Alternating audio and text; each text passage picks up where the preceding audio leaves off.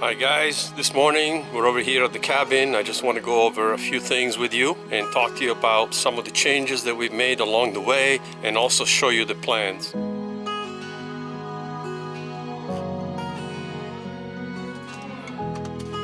I just came over here to the cabin to kind of show you and talk to you a little bit and give you a little update. And also I want to show you the plans because we had shown the plans briefly in a video that we made throughout our build, and I'm sure most everybody missed it, so I will go ahead and show you our plans right now. So this is the side with the big window that you see right there.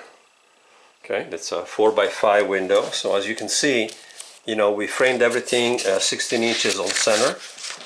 This is the opposite end with the stove, and that is exactly what we did. We have the two windows, we have the stove in the middle with the chimney coming straight out of the top of the roof. And then we were going to do a porch, but what we ended up doing is do a 2.5 foot overhang. That is the plan. And then right here is the front of the cabin. And this is that rail system or ladder system that I did for the top. I did the same for the two sides. And all right. And so, you know, you can see that we had everything is to scale, everything is measured to scale.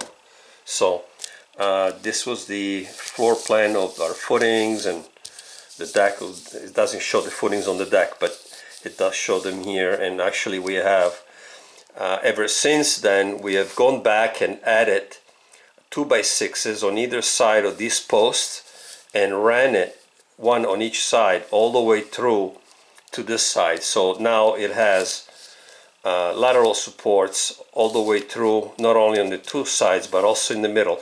And we did notice that it stiffened up the floor considerably, but I will show you that as well in just a minute. We'll walk outside and I'll show you. And then this one right here is what we did. This I was explaining. We added this right here. This was not there, and so we added this going across the entire 16 feet, and it's bolted with screw lags on both, two of them on each post all the way through. All of these as well, everything got lags, but I'll show you all that. So guys, let me take you outside now and go over the exterior of the cabin and some of the changes, some of the mistakes, and some of the corrections that, you know, I have made over the last few months, and get you up to date on that and see what you think. But you know, we're doing what we can. We're not professionals, so keep that in mind. Go easy on me. All right, first off, we love this basil green. It is a beautiful color, and we love the contrast. We like the lighter green, and it's called basil green, and this is a solid chestnut brown stain that we used. We were not going to go that dark, but we changed our mind because actually we're so happy. Honestly, I made a mistake and used the wrong stain. This was the stain for our rafters, and accidentally I grabbed the wrong stain and I started staining the front with the darker stain. That is why we ended up with the darker color. Because I had originally said we were going to do it with a lighter color, and we did. We started it that way, and poor Pink had painted like this entire, like almost the entire cabin, you know, lower part of the cabin with the lighter color. And then I made a mistake and went over it with the dark. So then after I did that, I had to do everything with the dark. But honestly, and she agrees, it looks better. It looks better by far. Like, you could go back and look at the videos, the older videos, and you'll see the lighter stain on the bottom part. And then if you look at it now, it's day and night. It really looks so much better. It blends in better in the woods. It looks better. It just 100%. We don't have electricity. This cabin is completely off-grid. We do have power at our main cabin up there, the little blue cabin there that you see where I'm doing the addition right now. I have to go and that's what I'm going to be doing next after I finish this video. But so we did add security. It works off of our Wi-Fi, but we do have security, and it takes video, it takes pictures, and it's got night vision. It's pretty amazing. These were sent to us by a friend of my wife's, Pink, friend of ours. I haven't personally met them, but thank you. Hopefully one day we can meet you. I know they follow us on the channel. So, but these are absolutely fantastic, and they're very, very pretty, and they have a solar, a little solar panel on the top. So, and they get enough light, and they don't always turn on, but you know, it is what it is. But sometimes we set them on the table to charge, and then, you know, if somebody was here full time, they could do that. And then at night, they just stay on, and they provide some pretty good lighting. We also had it, these very inexpensive. I think they were like $20 or even less than that, for like 16, I believe, of these, and a couple of screws, and got a solar panel. They all light up. And it's really nice because it you know, accents the entire rail. I have them going all around the railing, and then I have them also on the steps. I put two here on the steps, so at night they're lit up and they're beautiful.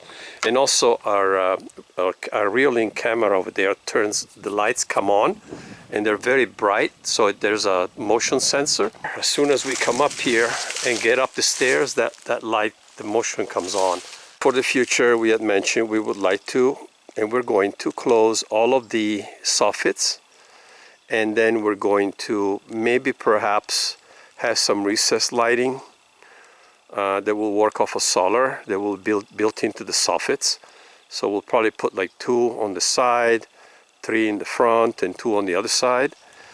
And well, the back won't need it because we'll have the addition. And then we'll have that as well. But I have to go back. I finally got the skirt in for the chimney. So I'm going to be putting the skirt on that as well very soon.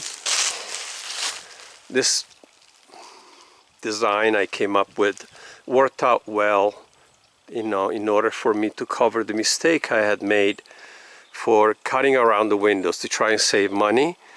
And because then when I went to add my other piece, it didn't line up with the one below.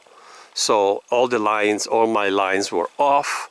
So I added this, and now, as you can see, it just adds, you know, character, and I don't know, it just makes it different, more unique. I left this header here for the window trim a little longer, like 2 inches on either side. And these are $10 windows that we picked up, $10 a piece, and they work fine. They're great windows. They're in good shape. They're vinyl windows, double pane, and we picked them up for $10 a piece. They have the screen and everything, and so that's what we used. We made them fit, and it worked out great. This is what I was talking about. You can see the 2 2x6s on the side of the post. In the future, I would not put the post directly into the ground. I would do a concrete footing. Also, I would use 6x6 posts as opposed to 3x6s or 4x6s. These are 4x6s. And they're fine. A lot of people use them for footing. They're commonly used for footings. So there's nothing wrong with that. But this cabin turned out to be much heavier, I believe, than intentionally we had planned. But by the time I put up those double headers and all my overhangs and my eaves and everything else there, and then the plywood, because we actually sheeted this and roof with 3/4 inch plywood, and so it made it much heavier. It's a very, very solid cabin. So we're trying to, you know, be a little bit cautious now. That's why we ended up adding those supports in the middle. And now I'll show you from the other side, but the stain is looking great, and eventually we'll do one more coat. But this side won't need it because this is where the addition will be. So we're planning on doing an addition from here to here. It's going to come out 6 feet. The other thing we're planning on doing before we do this addition is go underneath the cabin here and add cinder blocks. I might have to probably dig down a little and just so I can get them and put them underneath the entire base of the cabin to further support the cabin. This is the high end of it right here, as you can see. It's less than 2 feet high, but I think it's probably around 19 or 20 inches high. And but I want to show you what we've done. As you can see, there are 2 lag screws that run from here, and then the beam runs all the way across through the middle, all the way to the end.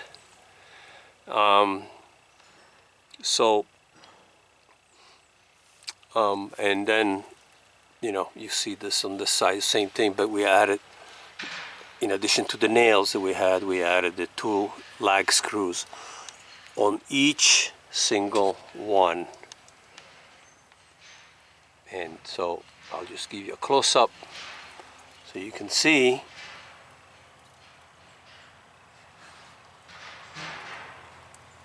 Okay. The deck also provides tons and tons of outdoor space for good weather, and even in colder weather. I mean, like I said, here we're in the south, so we have pretty nice, I would say, winters and mild winters. These last couple of days have been a little bit colder, but that is not the normal. This is below normal temps right now that we're experiencing. The location of the cabin is very, very important because you want to make sure that you have the correct angle for the sun so that it stays warmer during the winter days, and that is what we did. And we also have it facing into the woods, so that is the primary attraction here, is the woods. You look out the windows and all you see is nothing but woods, and it goes for miles behind these hills, guys. There's mountains that go forever. So I think I covered everything. If I missed anything, please let me know in the comments. I'll be happy to answer any questions. If you haven't seen the back of our woods here, we have a small chapel type of thing back there. You can barely see it. It's on the opposite side, and where it ends. And then it kind of goes up toward a little bit of a hill, and then it goes down, but there are mountains back towards that way. So we're not in a flood zone, which is a great thing. Even historically, there has never been a flood, anything coming up this side. We do have a creek that runs right here, right through there. We have a creek, but it's a very shallow creek, and even when it overflows and it rains heavy, it will never get up this high, and it never has, and hopefully it never will. But you never know these days. The world is changing. But we have beautiful woods, and as you can see, it kind of comes down like this, but then it goes down, and then it goes up again, and it's kind of rolling. And most of our property is actually from this corner going that way at a triangle like this. So we have a pretty good portion of woods back in through there. It's pretty nice, and can't wait to build more cabins. I'm super excited about it. I love it, guys. I really do. I enjoy building. I'm a woodworker. I love working with wood.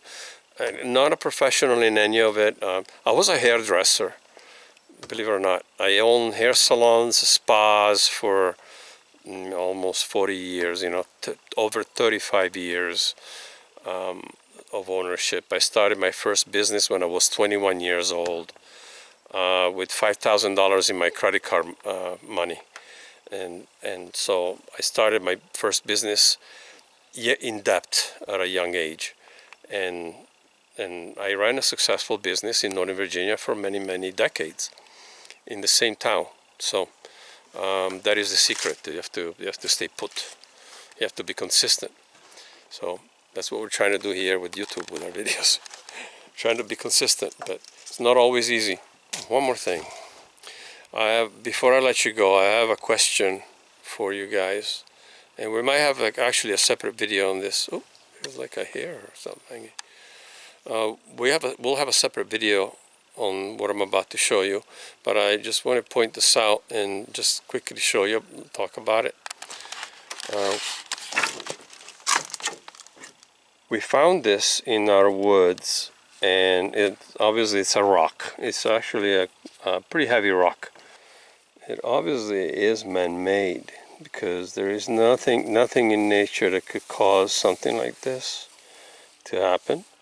And there are two of them. So, and what I found out after some research is that the American Indians that used to roam these woods used to use these types of rocks for starting fires, for crushing nuts, for cooking. And they used to use something like this, which is basically a rock. And this is actually a rock we found also on the property, and it is not in the same exact location, but this one was found by the barn on the front of the property, and this one was found near the creek in our woods. So, and I did not first notice it until a friend pointed it out.